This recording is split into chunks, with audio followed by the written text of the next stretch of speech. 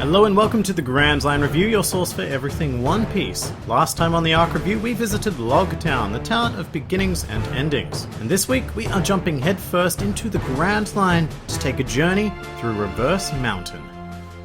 The Reverse Mountain arc is a short but sweet addition to the series, lasting a mere 5 chapters and 2 anime episodes. But despite that short amount of time, Reverse Mountain really does accomplish quite a bit. Starting things off, I have a tendency to forget that this actually happened, but during this arc the Straw Hats stumble into the Calm Belt, just before entering Reverse Mountain. And it happens so quickly, like over 5 or 6 pages at most. But this small event shows us just how terrifying the Calm Belt can be, given that it is a breeding ground for Sea Kings, the designs of which are all pretty fantastic, with my personal favourite being that really derpy frog thing in the bottom left. And just a fun fact, during the anime, this rather important moment takes place during a filler arc, which is slightly controversial. So you'll find that when looking back on this classic scene in the anime, a character named Arpiece is also there, but don't be confused, because Arpiece does not actually exist. And I think it's a bit of a shame to sandwich this moment here, but hey, it's far from the worst thing that has happened to the Reverse Mountain arc in the anime, which we'll get to later.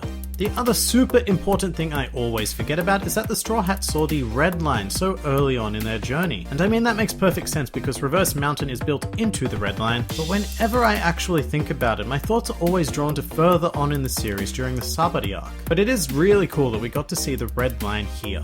And to complete the atomic knowledge bomb that is this arc, we also have the log pose explained, as well as the very first mention of Raftel. So moving into the Grand Line, I'm not sure what the first thing you all expected to see was, but I certainly was not anticipating a giant whale. To this point, the picture that had been painted of the Grand Line was a desolate, dangerous battleground where only the strong survive. And I suppose that's still true to a certain extent, but to be greeted by this pretty goofy looking whale was absolutely perfect. It made it clear that One Piece would still retain and even thrive on its crazy style going forward. And speaking of the continued crazy, we got to meet an amazing character in Crocus, who actually lives inside of the massive whale Laboon.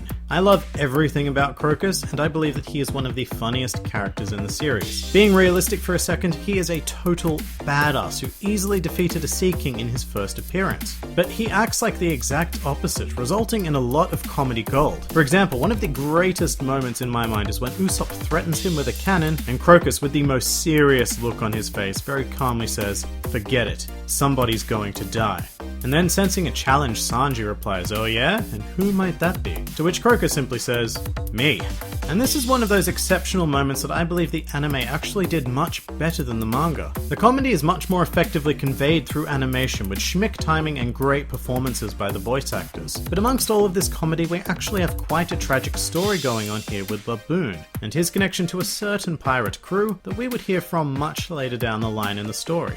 And this really gets me because, well, most sad stories involving animals do. It really reminds me of that episode of Futurama where Fry gets frozen and we see his dog Seymour just waiting outside the pizza place for Fry to return for the rest of his life.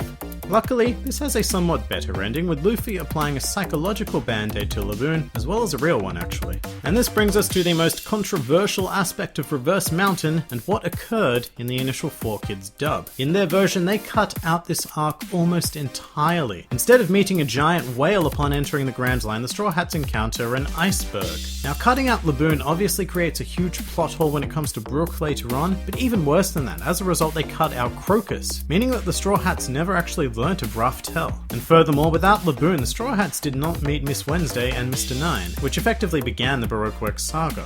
It's a really puzzling move that created a black hole of plot holes for the future of the series, but it was rectified in the Funimation dub, who restored Reverse Mountain back to its original intention. However, the One Piece anime did not need the 4Kids dub because the original Japanese created its own issues. During the filler portion of the anime, which was interlaced with Reverse Mountain, Zoro manages to cut steel, and even states that there is nothing he cannot cut. Now forgive the pun, but this completely undercuts Zoro's entire character arc during Alabasta and his future conflict with Dust Bones. So all in all, this arc is not the greatest moment for the One Piece anime. However, the arc itself, as intended, is fantastic. It's a short, jam-packed journey that offers entertainment in every single panel. It's a great introduction to the Grand Line, as well as an effective setup of the future antagonists of Baroque Works. And that pretty much does it for Reverse Mountain. Next week, we are leaping into the deceptive world of Whiskey Peak, our first official island in the Grand Line.